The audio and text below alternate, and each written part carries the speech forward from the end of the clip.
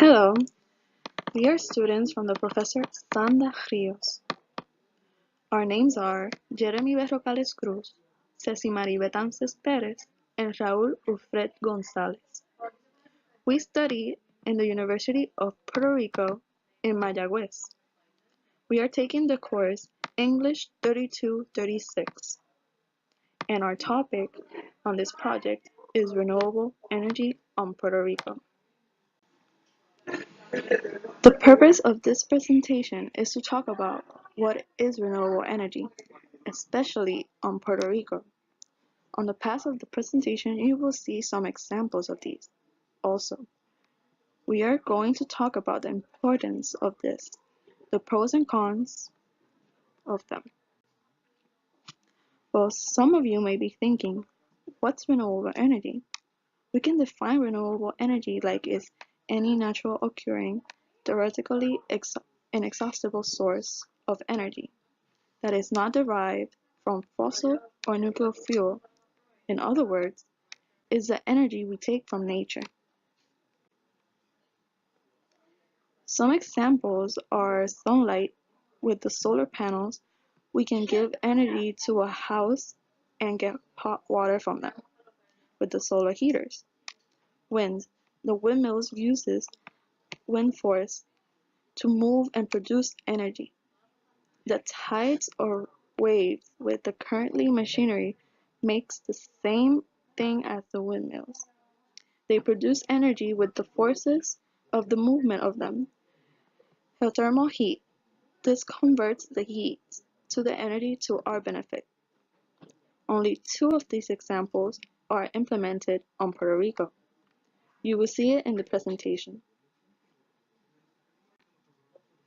Also, people ask what is the purpose of this renewable energy? Well, the purpose is to minimize the use of non-renewable energy resources, which they contaminate our environment and our resources which are more expensive. This means that the renewable energy is cheaper, so it's better for us and for the world.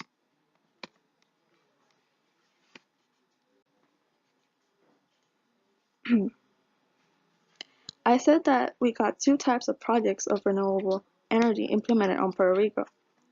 Those projects are the windmills and solar panels. The windmills, we have it on Santa Isabel, a wind farm that the average of production are not too much. And the solar panels that are working in different houses, companies, gas stations, etc. The sources that Puerto Rico use, the most part of them are not renewable energy. 292 are residual oil, 1312 light crude oil, 507 electrical, 4548 ES or coal, and 300 hydroelectric, solar, and wind. So we can see that solar and wind are the most used renewable energy. This is nothing comparing with the other sources. Hello, this is Raul Ufret taking over. I'm gonna be talking about the problems Puerto Rico has implementing renewable energy. Some of these problems are the personnel on the island do not know how to work these machines. The people do not have initiative and the machinery is too expensive. The implementation of these initiatives can only be done in a long-term plan. This is because the government first needs to decide which type of renewable energy source to use. Then they need to set up a budget, how much money will be used. Then they need to search for a place to build this facility that will produce this energy. Third point, the government needs to start buying materials to do this facility with. Finally, building the facility will take a long time.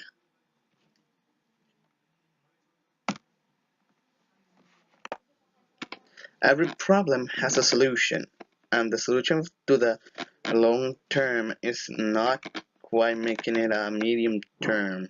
My plan is while decisions are being made, I would go around the island to study the geography of Puerto Rico.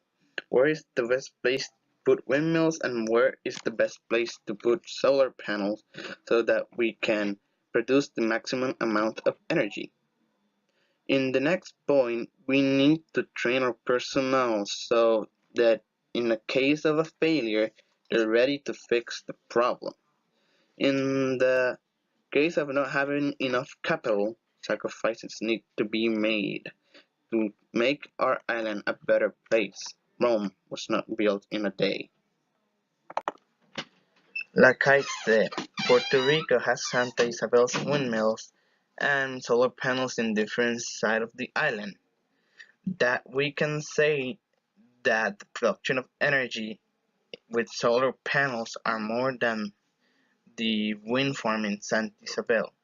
So many places work with solar panels and the wind farm do not produce enough energy that the people who implemented this project, want to produce.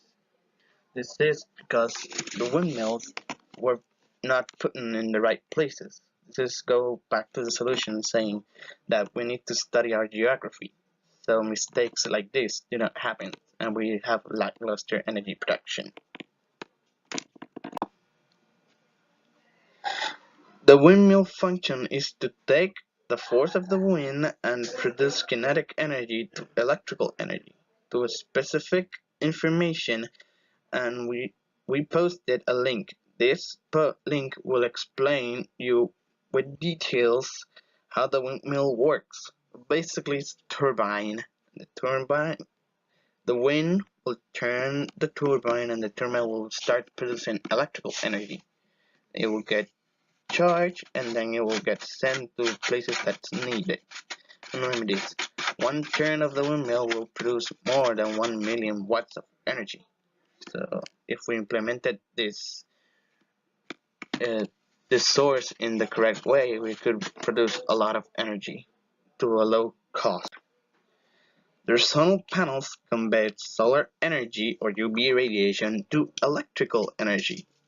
This takes the sunlight and a control device to convert to electrical energy, giving the energy to other electrical components. The diagram gives you an idea of what happens with the energy.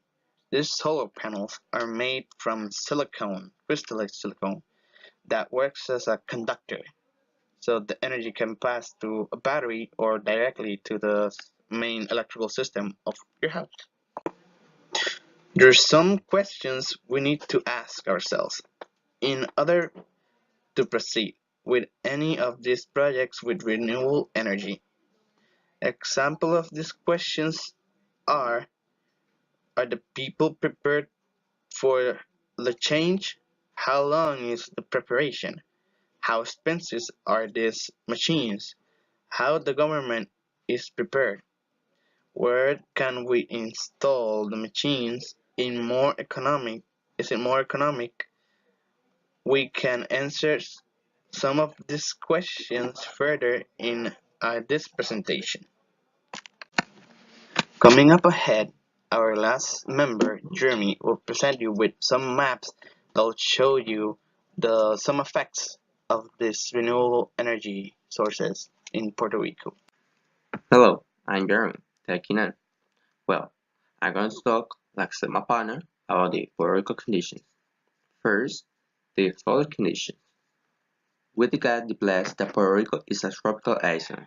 We got sun 12 hours a day, approximately. So we can say about this that the solar panels are a great idea of energy production.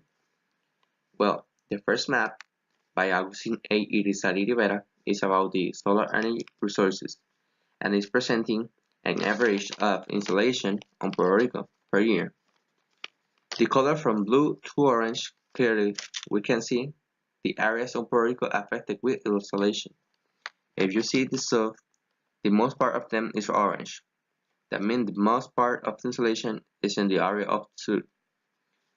The east is take less affected and part of the north and west. If we stop and think, where is the area with more opportunity to produce energy with panels? Well, it is so, but this does not mean that the other parts of Puerto Rico can't produce energy with solar panels. We got light on all the Puerto Rico areas. If we see the next slides, we can appreciate other solar conditions. On this slide, we're going to see a map with the annual average daily solar radiation for the year 2010 on the island. The link of the source of the map is there if you want to visit the internet page for more information. Again, with a scale from blue to red on this case, we can see again the part south of Puerto Rico is more affected by the radiation of the sun than other areas.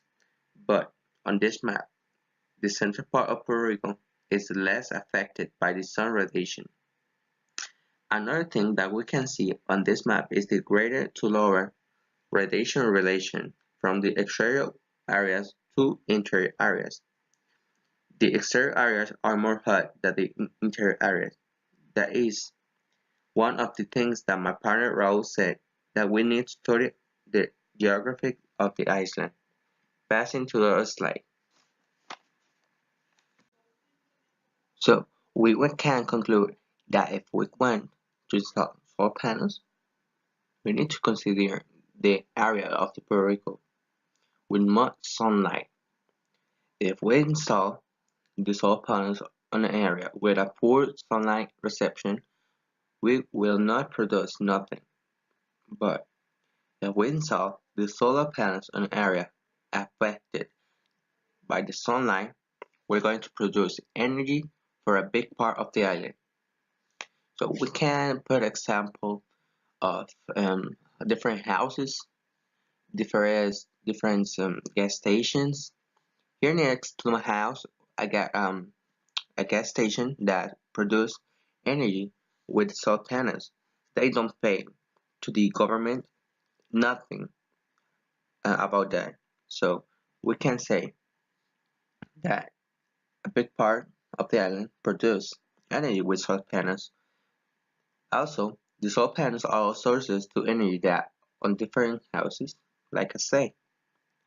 But if you have from your house a tree, maybe you don't produce nothing with the solar panels because the shadow of the tree gonna obstruct the sunlight to the solar panels. So area are the best to install solar panels. Also, on the next slides, we're going to talk of something a little bit more interesting to our pockets. Like I said in the past slide, this is a little bit more interesting to our pockets. Here, I'm presenting a graphic that I found in the link on the screen. This presents an average of what we will pay using solar energy or normal energy. The graphic is of a company in Puerto Rico called Solaris. Here, we can see how the users of Solaris are paying the same from the first year and 25 years after, and compare with the normal energy that are increasing the payment of the use of energy. We can see that the payment is permanent.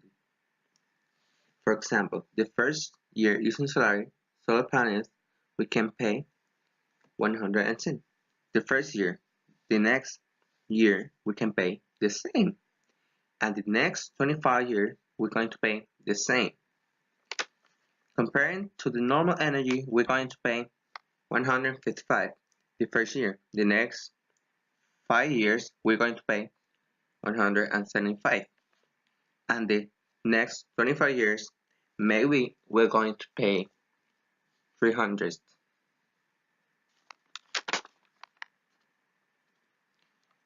So that is a no.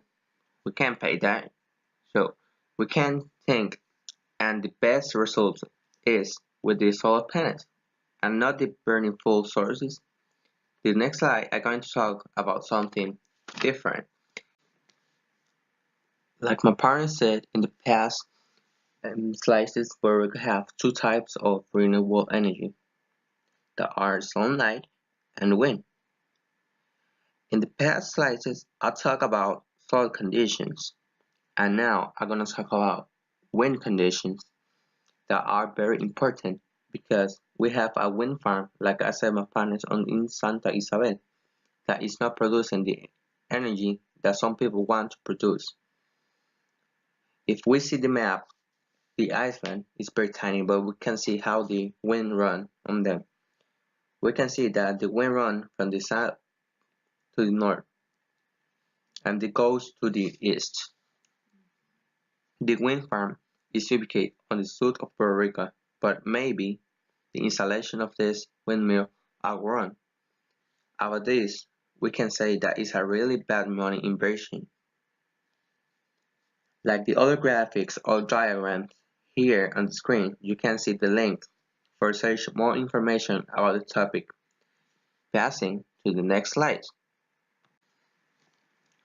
We see that the wind runs from south to east, and that is a good idea to install the windmills on the south, but also I say that the wind farm on the island is ubicated on the south of Puerto Rico on Santa Isabel. Maybe the wind is being obstructed by something. We need to know where exactly install the windmill. We need areas that the wind are constantly and would be obstructed, and these sources only will produce the energy that they want. But if we have a tree and we have wind, the tree will stop the wind and the wind don't will run. That's it's saying what happened when the windmills. If we have a mountain obstructing the wind never will arrive the area of the windmills, and that happens with the Santa Isabel windmills. Something, or maybe the position of the windmills are wrong, and that's why the wind don't run over there, and they don't produce the energy that people want to produce, and that is a really bad money inversion of that. So to conclude, we can improve the use of energy on the country, but we need to work on it. We know that renewable energy is better to us and to the environment, but we need to start with us. We need to get the initiative to do our island the best. We need to change. We need to do a change to good, not for bad. So we need to start with our houses, with our community, with us. So stop doing bad things with the environment and think what we need to do. So go green. We can do it.